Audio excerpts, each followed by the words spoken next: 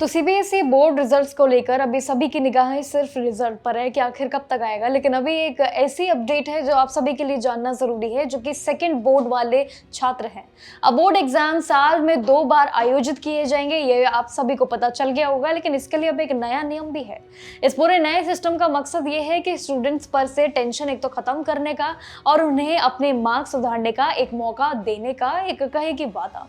लेकिन हालांकि इस बीच कुछ स्कूल्स की मनमानी सामने आई है एक रिपोर्ट के जरिए, जो सभी स्टूडेंट से सेकंड बोर्ड एग्जाम के नाम पर नाजायज फीस वसूल रहे हैं और कई सारे पैसे वसूलते हुए पकड़े भी गए हैं।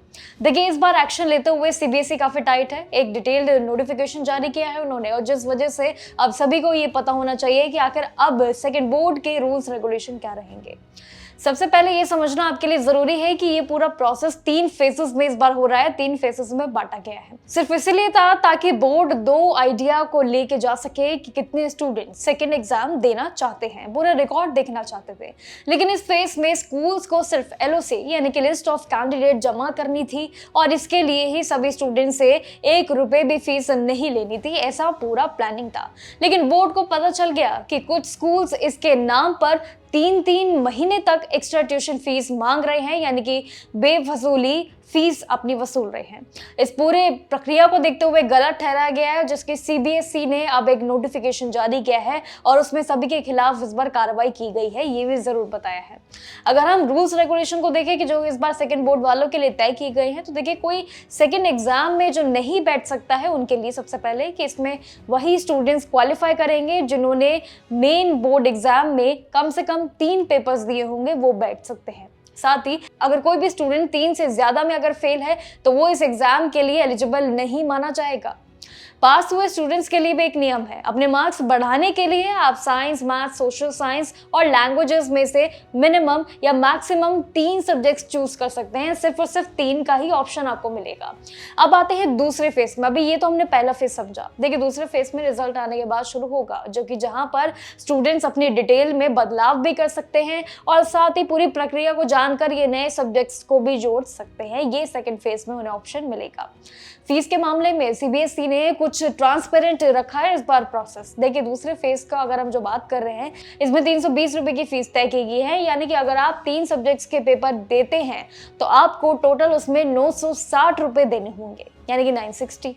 अब आते हैं तीसरे फेज पे। ये उन लोगों के लिए होगा जो लेट हो जाएंगे और जिसमें 2000 रुपए लेट फीस देनी उनको पड़ेगी।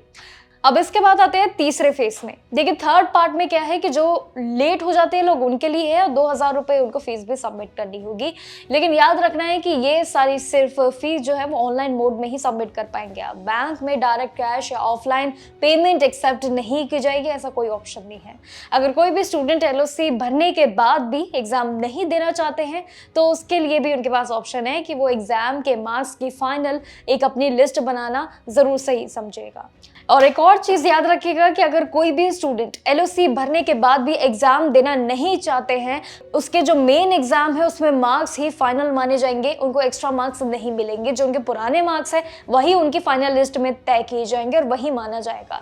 तो यानी कि इस बार जो स्ट्रक्चर है वो सीबीएसई ने काफी चेंज किया है, स्पेशली जब ऐसे केस सामने आए कि बेफसूली जो पैसे वसूले जा रहे हैं बच्चों से, उनके गलत नाम पर जो एक स्कैम चल रहा है ट्यूशन फी का सेकेंड बोर्ड एग्जाम वालों के लिए। अब उसके बाद सीबीएसई वाकई बहुत टाइट हो गया। वो कोई भी गलती की गुंजाइश नहीं होने दे रहे, और साथ ही अब सेकंड बोर्ड्स के लिए कैसे रूल्स रेगुलेशन लिए आए हैं जो बोर्ड से ठीक पहले बच्चों को जरूर पता होने चाहिए कि क्या क्या रूल्स रेगुलेशंस आपको समझने हैं, क्या क्या फीस स्ट्रक्चर रहेगा, कौन कौन से भुगतानों के लिए आपको कितनी पैसे जमा करने होंगे एप्लीकेशन फी, और क्या क्या पूरा प्रोसेस है। तो देखिए, ये 3 फेजेस में जो सीबीएसई ने पूरा पैटर्न तैयार किया है, ये आपके लिए इंपॉर्टेंट है जानना सेकंड बोर्ड एग्जाम से पहले। आई होप आपकी तैयारी शुरू हो चुकी होंगी सेकंड बोर्ड एग्जाम के लिए, लेकिन ये अपडेट भी जरूर आप अपने माइंड में फिक्स रखिएगा। इन सभी अपडेट्स के साथ हम आपको जरूर जागरूक रहेंगे, लेकिन हम तैयारी को बनाए रखिएगा सेकंड बोर्ड एग्जाम के लिए। And best of luck for your exam. Till then keep watching Jagruk जोश।